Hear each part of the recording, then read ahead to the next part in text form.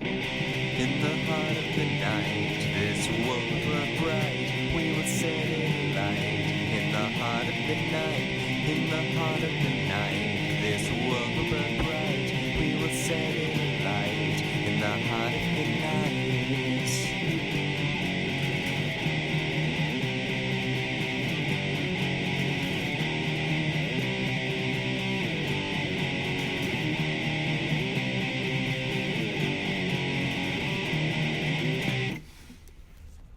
Hello everyone, I am Anthropomantic Fiend, and I do horror-related things on the internet. And today I am reviewing Moon of the Wolf.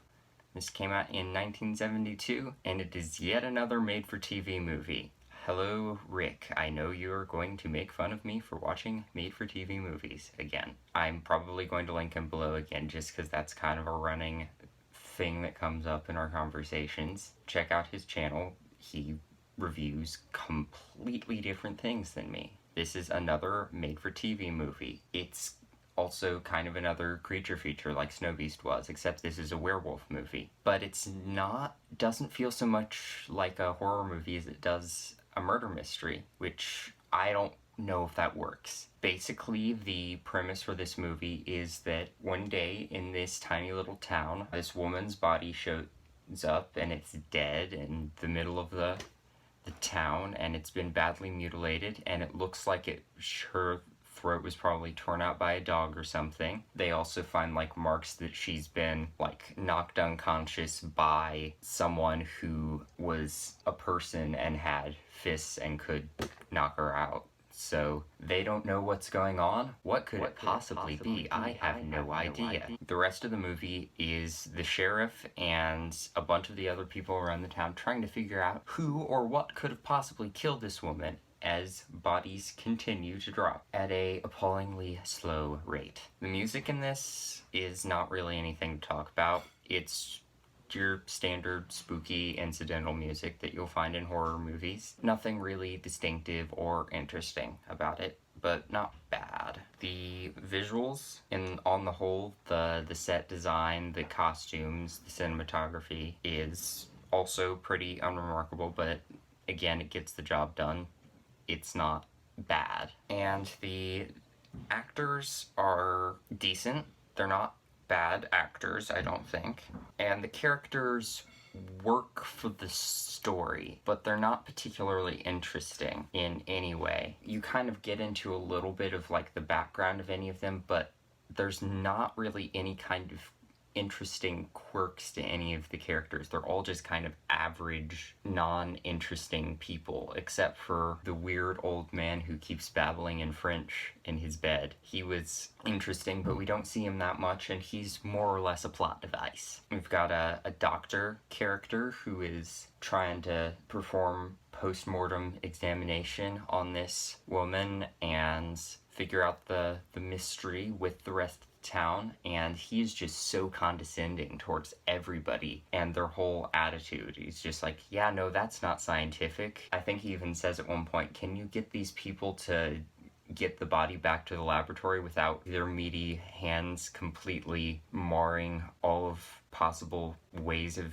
I'm butchering this dialogue because I don't even know what it is, but basically he says, do you think these idiots can get the body back to the lab without completely destroying all the evidence of who killed her? And he's just so condescending and not really a likable character. Our main character is the sheriff, who we honestly don't know anything about, and we've got a couple different like families in the town. One of the families, I think their last name is Rodan, which is bizarre. At least that's what it sounds like, but every time I hear it, I just picture Rodan from the Godzilla movies, so I don't even know what's happening there. There's another family as well, which is the family of the woman who died, her brother, who is very angst-ridden throughout the movie. His name is Lawrence, which kind of led me on a certain path. If you've seen The Wolfman, you know what I'm talking about. And his grandfather, who keeps murmuring in French in his bed, very, very sick. And the woman of the Rodan family, we kind of meet out of the blue, and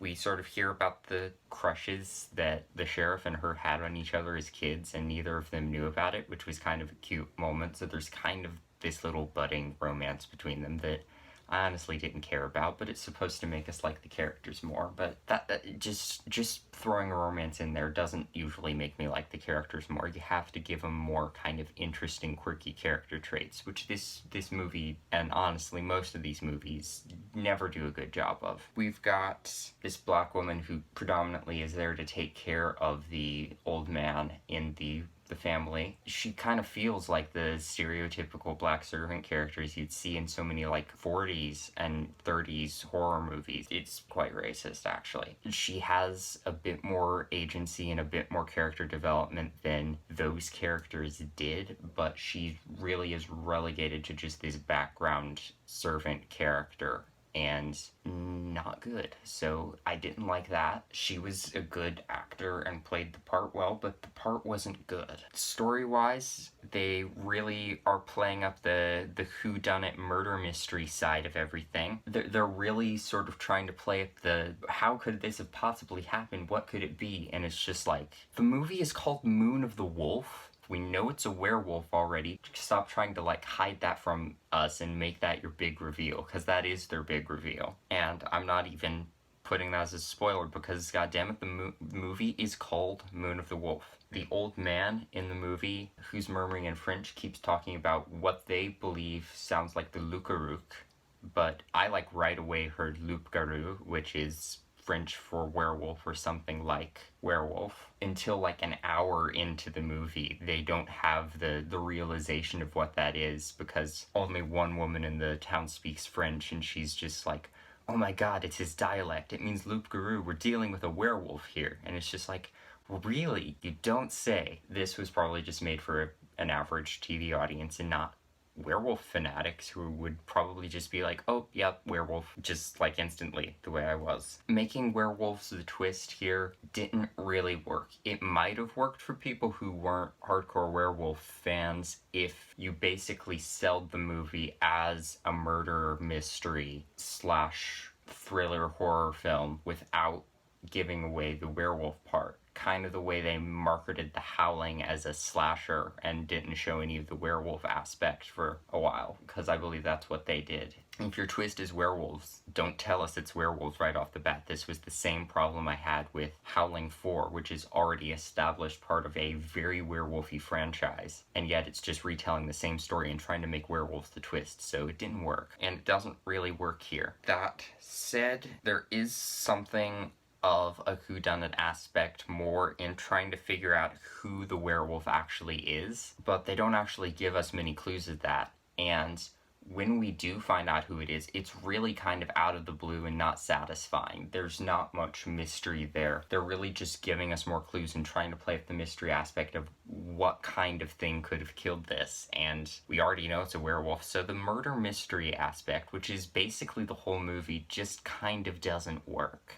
The movie is a really, really, really slow burn in terms of werewolfy stuff, because they're trying to withhold that from you. 20 minutes into the movie, there is still only one dead body, and there has been no werewolf action at all. Eventually, we get a few more bodies, but basically all we got is just the one corpse at the beginning, some people who get killed by a POV shot, and then like an hour into the movie, we see the werewolf. And that's where my review of the effects comes in. Or rather, the effect, the one makeup effect in the movie, which is the werewolf makeup, which is honestly the best part of the movie. It's nothing really special, but it's good. It looks like a slightly cheaper version of Lon Chaney Jr. in The Wolfman, and it actually looks really good. It's a really good Wolfman makeup. I really enjoyed that. If they had just done this movie as a straight werewolf movie, we could have seen that a lot more.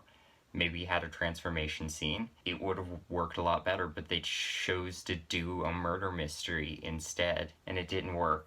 I think, like The Howling, this was based on a book as well, so maybe that was the way the book did it, but The Howling also completely threw the book out the window, and for stuck closer to the book, and 4 is my least favorite movie in the Howling franchise, and The Howling is probably the best, so I don't know what that says. I like books, but maybe those weren't the best books to base your werewolf movies on. I don't know. I haven't read them. The werewolf in this movie looks good, and once we finally see him, things start to pick up a little bit, and then the conclusion of the movie is kind of basically what you'd expect from any standard werewolf movie, and it's not really anything special. So all in all, this movie is not the worst thing I've ever seen. It's nowhere near as atrocious and boring as Snow Beast was. I don't think it's as good as some of the like thrillery, maybe some of the more thriller oriented made-for-TV movies that I've seen, like, say, what have I reviewed? Summer of Fear was good. That was based on a book, and that I enjoyed. Night Scream was decent as well. Those were more straight thrillers. These were creature features, so I kind of have a higher bar for those, because I like monsters more than I do just straight people murdering other people movies. And this one wasn't really a creature feature. It was kind of a murder mystery with a little bit of a werewolf movie at the end, and we kind of knew the outcome of the murder mystery from the very beginning of the movie. So I think if you want a good werewolf murder mystery type movie, just watch The Howling or play a game of One Night Ultimate Werewolf and actually be in a werewolf murder mystery, because that game is fun and I enjoy it. I don't know why I'm bringing that up right now. This movie is okay if you want to watch it and if you want to see maybe a little bit of a cool werewolf makeup in color, but otherwise, it's just okay. I wouldn't say there's anything particularly remarkable about it. So that is my spoiler-free review of Moon of the Wolf. Here are the spoilers. Very early on in the movie, we randomly find out that the woman who got murdered by the werewolf was also pregnant, and for whatever reason the people in the town and the sheriff seem to think that whoever got her pregnant must have been the murderer. And then suddenly we randomly find out that the doctor who's been performing the post-mortem was sleeping with her, and it's just kind of thrown in there as this weird random twist, and it's just like, okay then. And it really just makes him seem a lot weirder and still not likable, so I don't even know why I'm including this in there. It doesn't really do much of anything for the plot at all, but it's there, and it was unexpected, so there was that. And then after we get a bunch of sort of meandering plot with not much werewolf in it, we finally get more werewolfy moments, but it is just a POV shot, and they still haven't told us it's a werewolf yet. This guy whose name is Lawrence, who I've been thinking is probably the werewolf for the whole movie, because he's just so angst-ridden. His dad has been raving, or his granddad, I don't know, has been raving about the Loup-Garou for the whole film. He's been locked in this prison cell for assaulting the doctor and just going after him and trying to beat him up for sleeping with his sister. And don't take that phrase out of context. Sleeping with this other guy's sister. There is no incest in this movie. Thank God there's no incest in this movie. What am I saying? Anyway, one of the police officers says, "I'll be right back." And I kind of knew right at that moment that he was gonna die, and he does. He just walks out the door and he gets killed by a quickly moving POV shot that rams him right in the face and kills him instantly. And then the other guy gets killed by another POV shot that basically knocks the door right off his prison cell and rams right into his face as he screams and freeze frames on him and kills him. So those are basically the only two other deaths we get, but it was kind of entertaining, I guess. Then right after that, we meet the brother of Mrs. Rodin, and for whatever reason, he just kind of randomly shows up and is like, "I want to help you, Sheriff," and I don't even remember him being in the rest of the movie. So I just kind of see him and he's just like, "Oh, hi, random average-looking person. You're probably the werewolf." And the police officer, sheriff guy, has been like trying to figure out who could have knocked the girl unconscious by testing like what everyone's dominant hand was because of where the bruise was on her body, and we find out that Lawrence was left-handed, but we find out that this guy was ambidextrous, which kind of completely confuses everything, because you just don't know. It's a weird thing. He just like kind of brings up randomly Oh yeah, by the way, I'm ambidextrous, and so has I can't words anymore. Basically says I still can't words. I'm ambidextrous, and basically everybody in my family before me has also been ambidextrous, and it's just this weird little detail that's kind of supposed to be a twist, and I just wrote it down because I thought it was weird. Then we see the werewolf makeup, and Mrs. Rodin goes to see the old man from Lawrence's family, and is the only person who can speak French, and finds out that he's talking about the Loup-Garou, and he sees a pentagram in her hands, Wolfman style, and she's gonna be the guy's next victim. There's like an hour into the movie, we have a little werewolf showdown, and she finds a book on lycanthropy, as one has in their house, and flips through it and figures out that the only ways to kill a werewolf are by burning it or with bullets that have been blessed, which is so strange because I've never heard those anywhere else. I presume most things die when you burn them, but I don't even know. I feel like that's more a vampire thing, but those things were intertwined. But anyway, it's kind of going by Wolfman rules with the makeup and with the pentagram thing. So they don't go with silver, they go with blessed bullets or burning. And she actually traps the werewolf in the barn and burns it down, and yet somehow he makes it out. They never show us how. He just makes it out and breaks into the house again, and then she shoots him with blessed bullets, and he dies, and she cries about it, and it's very bittersweet, and the movie ends. So it's a weird, unsatisfying ending. Again, I don't think this is an especially bad movie, but it's just not got a lot that's new or interesting or exciting going for it, so I wouldn't highly recommend this to most people, but it's not the worst thing I've ever seen. So yeah, Moon of the Wolf is a movie that exists, and that's my review of it. Thank you for watching my video, and hopefully I will see you in another one. Bye!